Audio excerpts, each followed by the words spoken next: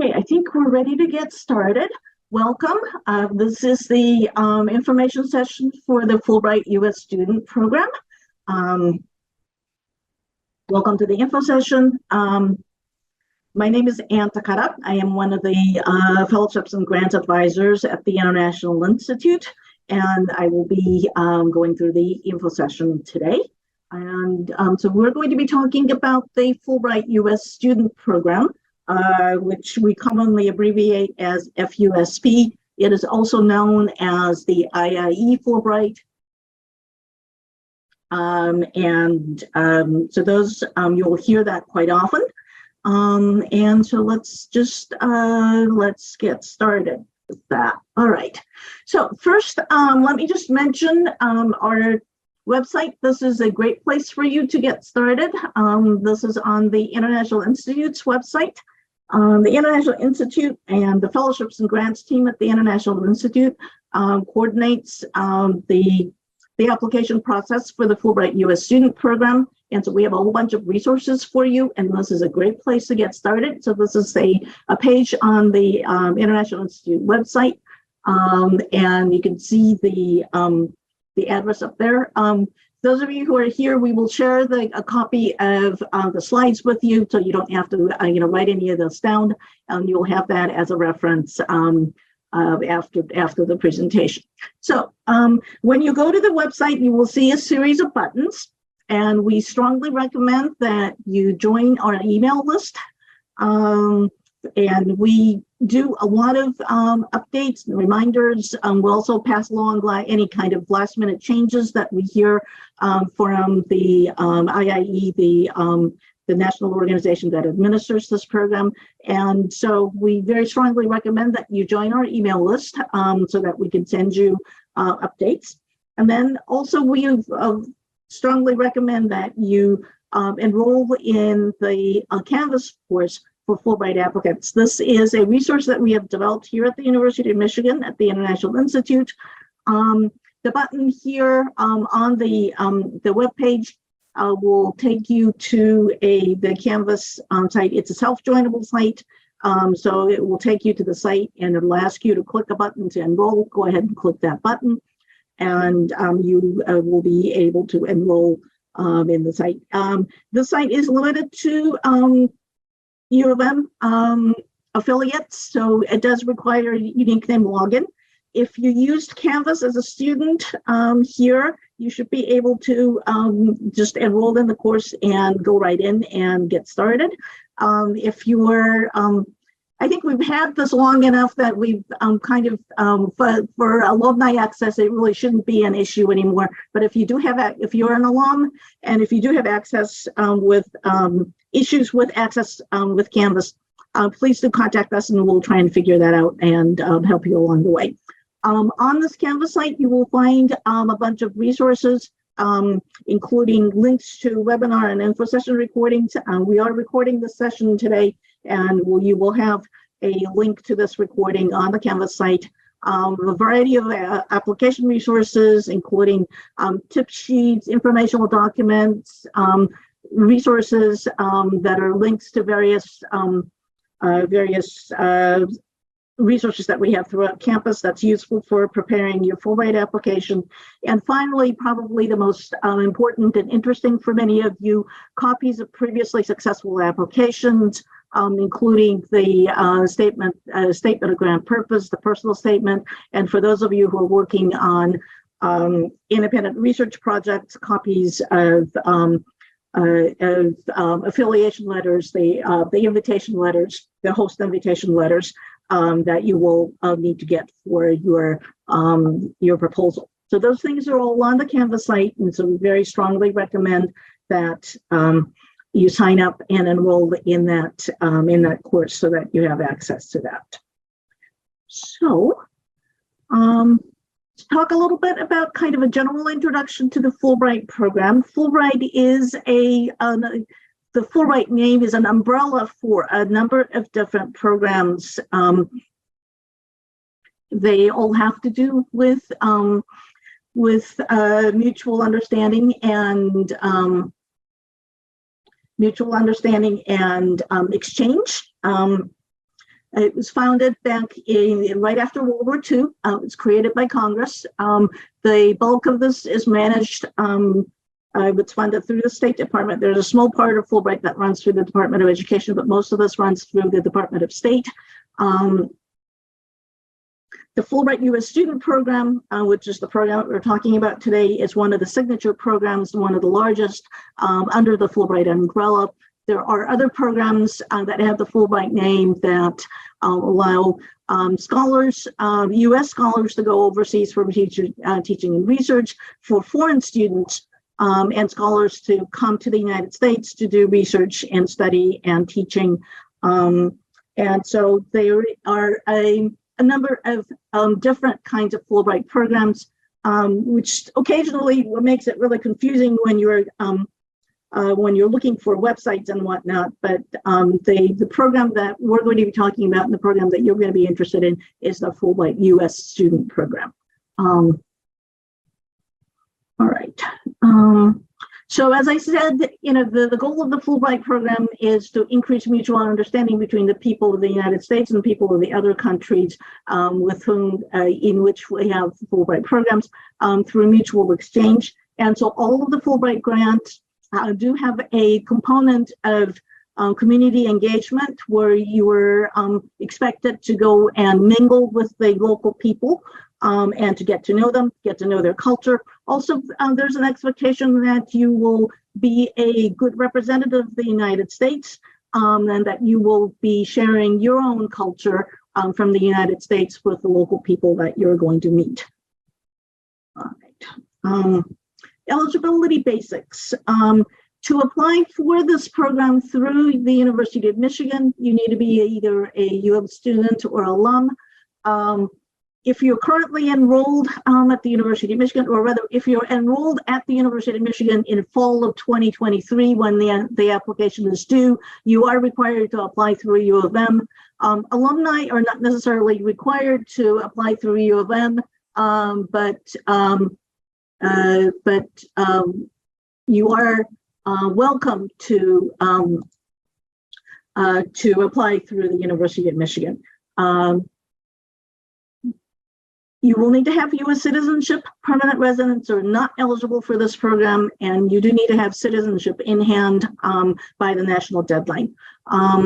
Also, this is intended to be a post-bachelor's program, so you will need to have your bachelor's degree in hand by the start of the grant. And for most people, this means late summer or fall of 2024. So if you are graduating this year or next,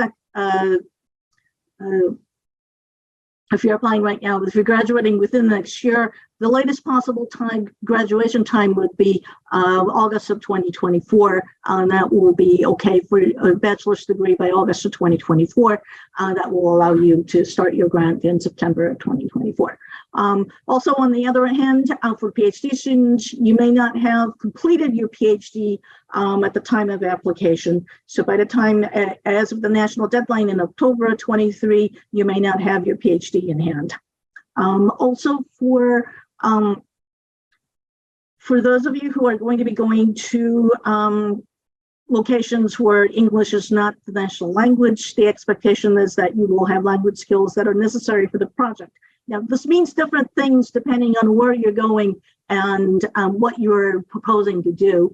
But the general understanding is that if you're going to be doing projects that require language, that you will have the skills that are necessary to carry out your project.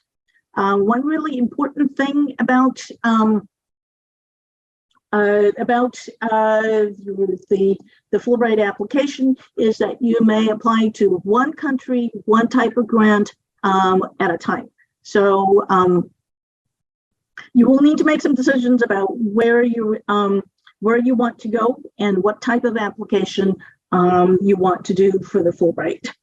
And we'll come back and talk about different types of application in a few minutes. Let's talk a little bit about if you were awarded a Fulbright fellowship or a Fulbright grant, what do you get? You will get round-trip airfare A stipend to cover living expenses. They say this is a modest stipend appropriate for what a typical graduate student living expenses would be like in your host country. It does depend.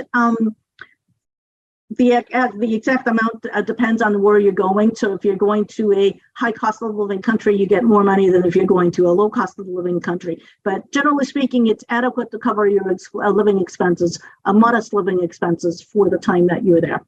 You'll also get accident sickness coverage and a bunch of other possible benefits depending on where you're going and what resources are available in that particular location. Okay. So what can I do and where can you go? As I said, there are different types of Fulbright grants under the rubric of the Fulbright U.S. Student Program. They kind of they divide first between so-called open research type applications and English teaching assistantships, and the open research type further subdivides into two that's listed here, technically maybe three, depending on how you do the division. Let's talk about the English teaching assistantship first. That's the far on your right, on the right of this page on the slide. These are awards that will allow you to assist in teaching English and American culture in the educational system of the host country. Placement does vary depending on the country, from primary and secondary schools to all the way to university classrooms. It's a part-time teaching. You'll be in the classroom somewhere between, I would say, maybe 10 to 20, 25 hours per week. And then they will give you also some prep time. And there are also possibilities, depending on the country, for some small-scale independent project in addition to teaching in the classroom. So that's the English teaching assistantship. The open research applications divide first into two large categories: study and research, which is on the left, and creative and performing arts. Study and research, as it says, is either study and research. You can do an independent research project where you design your own research project and conduct research. You may do that in combination with attending lectures or classes at a local university. You can also enroll full-time in a graduate degree program, or potentially any combination of those. Not all options of these independent research and enrollment in a graduate degree program, not all options are available in every country that has an open research award available. So you will need to research the availability in each country carefully, and I will come back and talk a little bit later about where I find more information, but that is something to keep in mind. The other option with the open study and research, the Open Research Award, is in creative and performing arts. These are for students who want to train in the arts in a foreign at an educational institution like a college or university or at a conservatory.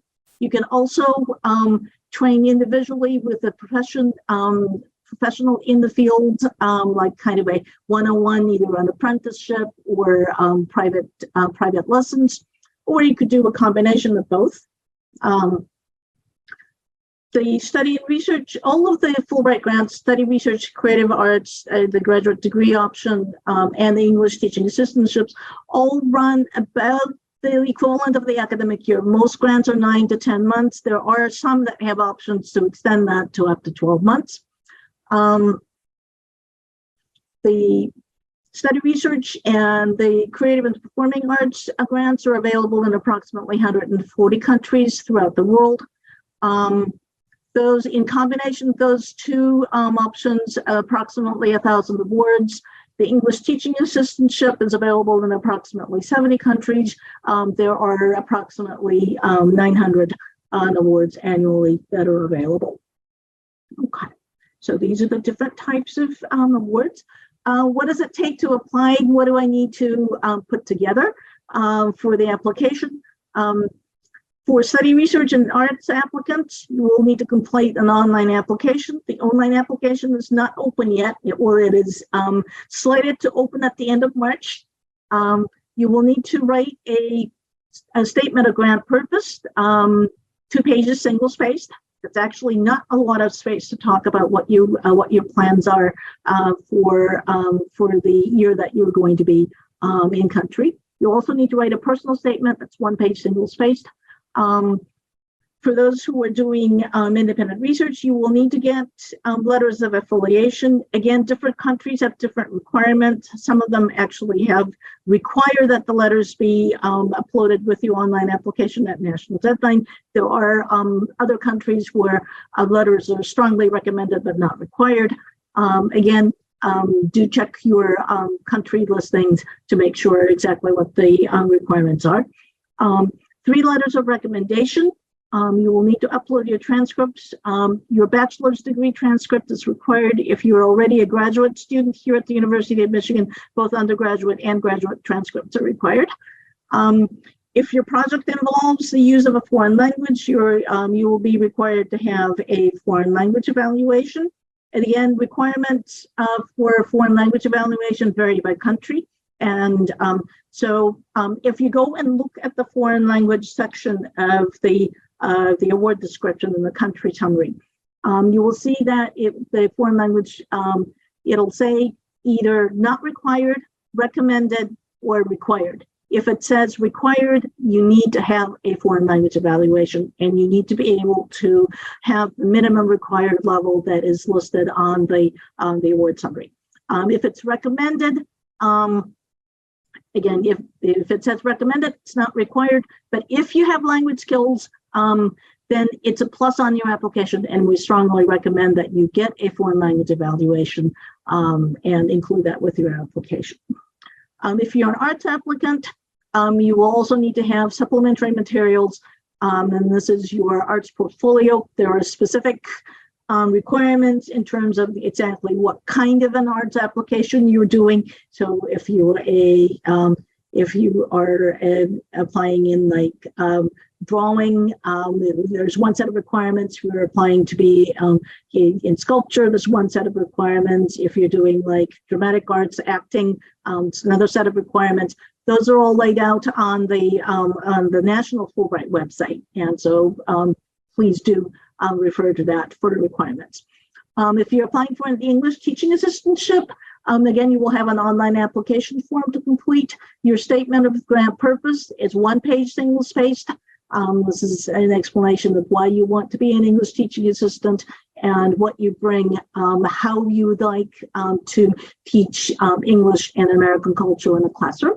Again, the personal statement, 1 page, single-spaced. 3 recommendations, transcripts, and then foreign language evaluation, kind of a similar set of requirements as the study research and arts applicants. Okay, as I said, foreign language evaluation required. Foreign language requirements vary by country, and so you do need to find out exactly what the requirement is for the country that you are applying for, and follow the instructions there. Okay. In terms of the application timeline, we're still in the very much an early phase. So the application isn't even open yet. The online application, as I said, will open at the end of March. So this is the time to start thinking about where you'd like to go, and if you're thinking about doing an independent research project, what kind of a project do I want to do? Who can I get as a local host institution that can work with me and be my mentor, local mentor for the year that I'm on Fulbright? So this is your time to work out all of those details. The campus application, like the U of M application deadline, is at the end of August. This is Sunday, August 27th at 11:59 p.m. You will submit your application online on the Fulbright online application site. This is the Sunday immediately before the first day of the fall semester classes.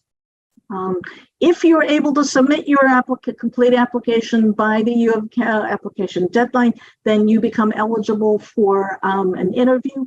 So you'll be interviewed by a campus committee, which consists of a panel of faculty members at the University of Michigan who have done a lot of research internationally and are familiar with the Fulbright program. The interview will be scheduled sometime starting right after Labor Day, generally speaking, sometime in September and maybe running into early October, depending on how many interviews we have to schedule and who's available when. But you should expect to have an interview sometime in September to early part of October. The campus interview process is not meant to be a competitive process. And so this is more for you to get a feedback on your application from the interview committee. And what we do typically is we will unsubmit your application after your interview so that based on the feedback that you get, you will be able to revise and update your application, and then you will resubmit your application for the national deadline. The Fulbright national deadline is early October. Typically, it's right after Columbus Day. They have not announced the deadline yet, but we will, give you that information when that information becomes available. As I said, it's typically right around October 10th. So that's what you should expect. Once your application is submitted for the national deadline, you will go through two sets of reviews. The first set of review is called a National Screening Committee. This takes place within the United States. And your applications will be divided into, in most cases, country-specific review committees. And so you'll be grouped with other applicants who are applying to go to the same country. So we'll have separate committees actually for English teaching assistantships. Will have its own country-specific committees. The arts applicants will actually have arts kind of subdiscipline-specific reviews. And then finally, the study research applicants will have the study country-specific study research reviews. Each of these review committees consist of generally faculty at U.S. Institutions of higher education. They're generally specialists in the country for which you're applying to go. Usually, the ETA reviewers are typically foreign language instructors, English as a second language instructors, sometimes literature instructors, people who have a background in teaching language and teaching English as a second language. The open study research, it's an interdisciplinary committee, usually a pretty good representation of humanities, social sciences, and professions such as business, public health, public policy, and so on. So it's important to keep in mind that you're writing to an educated audience, but for those who are writing independent research applications, that you're writing to an interdisciplinary audience who may not necessarily be specialists in your own project discipline. If you make it past this National Screening Committee, you will find out in January whether you made it past or not. If you make it past, you will be designated as a semifinalist. And as I said, you will find out in January whether you've been designated as a semifinalist or not. If you're designated as a semifinalist, then your application will go to the host country for the next round of reviews. The next round of review will be administered and handled by either the Binational Fulbright Commission, if there is one in the country that you want to go to. There are about, I think, 40 of those out of the 140 that have Fulbright programs. If there is no binational commission, then the U.S. Embassy in the country will be responsible for handling the in-country review. If you make it past the in-country review, you'll find out sometime starting in March, kind of on a rolling basis, mostly late March and April, but it can sometimes go into May and June. You will find out for the final notification whether you have been selected, you are an alternate, or you are not selected. And so those are the three possible outcomes from the final notifications. So by the spring of next year, you will have the final notifications, and then you can start preparing for leaving abroad. Generally, there will be a pre-departure orientation over the summer, and you will prepare to leave and start your grant in the fall. So, as I said, in terms of our campus-specific process, you will submit. Ideally, you will submit your application online by the U of M deadline. Again, if you submit by the U of M deadline, you'll be eligible for an interview. And then after the interview, you'll have a chance to edit your application, and then you will resubmit your application by the national deadline. We will have a final U of M deadline a couple of days before the national deadline. The reason for doing that is that the online application system has a tendency to get really congested right around the deadline. The deadline, whatever the national deadline date that they set, it's due 5 p.m. On that deadline day, Eastern time. And they will give absolutely no exceptions for technical difficulties. Any late application, they will not consider. So it's part of the reason why we recommend that you try to submit a couple of days early and make sure that you make it by the deadline. Okay, so far so good. All right, Fulbright advisors. So this is me and my colleagues at the International Institute on the Fulbright, the Fellowships and Grants team, and we advise. All of us do advising for the Fulbright program. Although we do kind of have our specialization. So Dan Cameron advises primarily English teaching assistantship applicants. Heather Johnson will do all types. She's kind of our Fulbright guru. She's been doing this the longest and probably knows the ins and outs of this program more than anybody else. She is also a specialist in the arts applications. So if you're considering doing an arts application, strongly recommend that you make an appointment to meet with Heather. Again, I'm Ann Takata. I work primarily with students who are doing study research applications, in particular those who want to do independent research projects.